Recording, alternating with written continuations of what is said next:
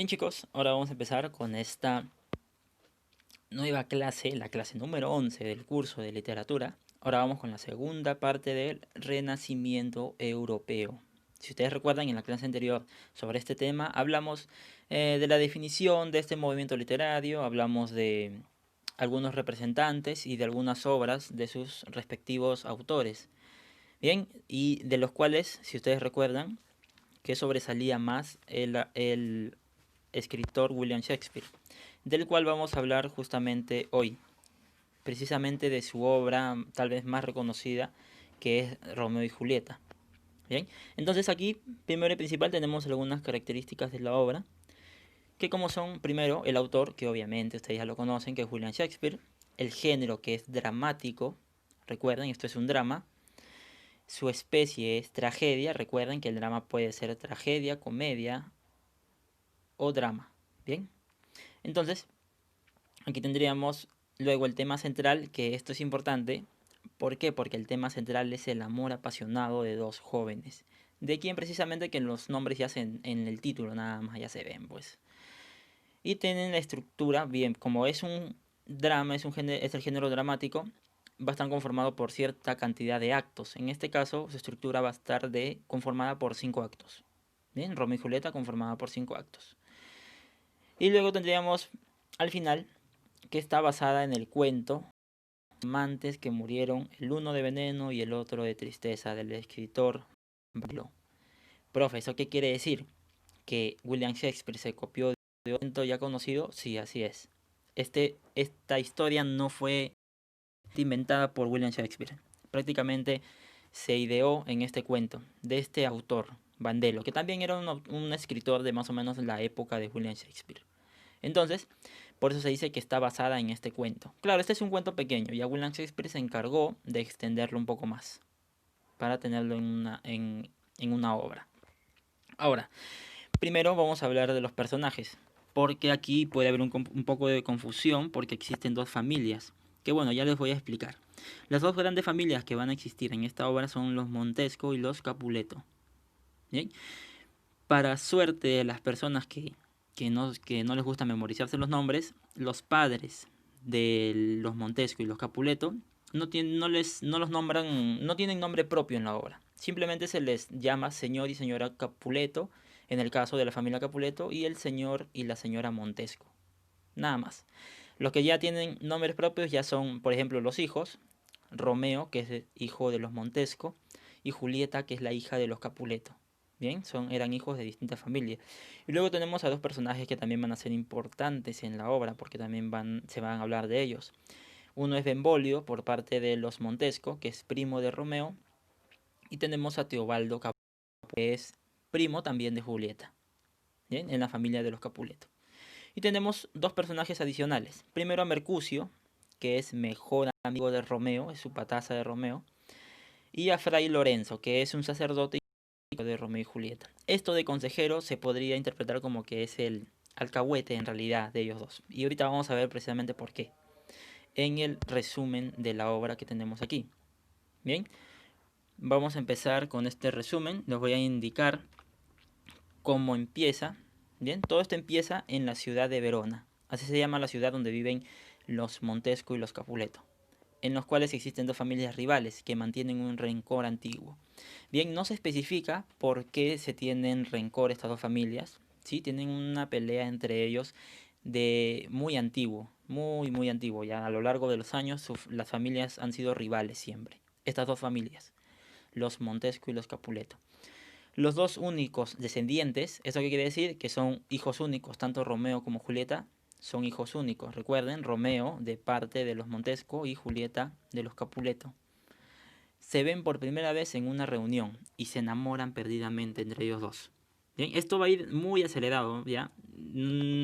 Es muy fantasiosa esta obra porque ellos van muy acelerados. Solamente con esto, miren, los amantes se ven a escondidas la segunda vez y a la tercera se casan. O sea que ya se habían conocido una primera vez, una segunda vez conversaron y quedaron para casarse. Y en la tercera vez que se vieron, bien, entonces esto es muy fantasioso, fueron muy acelerados y todo eso. Además que ambos eran menores de edad. ¿Bien? Pero bueno, ya esto es una obra, es fantasía todo esto. A la tercera vez se casan en secreto gracias a Fray Lorenzo. Recuerden, Lorenzo es el consejero de ambos, por no decir el alcahuete en realidad. Poco después de la boda, en un enfrentamiento entre montescos y capuletos, muere el mejor amigo de Romeo, Mercucio, en manos del sobrino Capuleto Teobaldo. Recuerden, Teobaldo, primo de Julieta, y Mercucio, mejor amigo de Romeo. Entonces, Teobaldo asesina al mejor amigo de Romeo, que era Mercucio. Romeo, en venganza, se pelea con Teobaldo y lo termina matando también. Y a causa de esto, lo que hizo Romeo, el príncipe condena a Romeo al destierro. ¿A dónde lo manda? A una ciudad llamada Mantua. Bien, entonces Romeo lo destierran de la ciudad de Verona. ¿Por qué? Porque asesinó al primo de Teobaldo.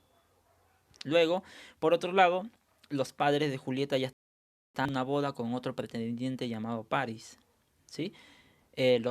Obviamente, pues los padres de Julieta no querían que se case con Romeo por ser de la familia de los Montesco. Entonces, de la familia rival. Entonces, por eso estaban ya planeando una boda con otro pretendiente que era llamado Paris. ¿Bien? Fray Lorenzo crea un plan para salvar el amor de Romeo y Julieta. Bien, este plan se basa en esto. Miren, escuchen. Miren, aquí a Romeo ya lo habían desterrado a Mantua, entonces no estaba en Verona. Pero Fray Lorenzo y Julieta piensan en este plan. Ella va a beber una poción que la hará parecer muerta durante 42 horas. Sí, más o menos 2 días, casi 2 días. Ella cumple el plan, se bebe esa poción, se duerme y aparenta estar muerta. Entonces la estaban velando en una iglesia, pero para esto, darle a Romeo.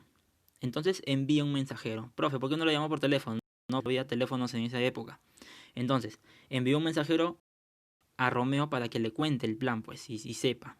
Pero este mensajero tuvo problemas para llegar donde, ¿sí? Entonces, fracasa en el camino para avisar a Romeo del plan.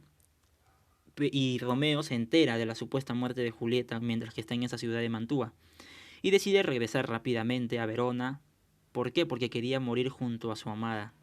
¿Sí? Pero ella no estaba muerta en realidad.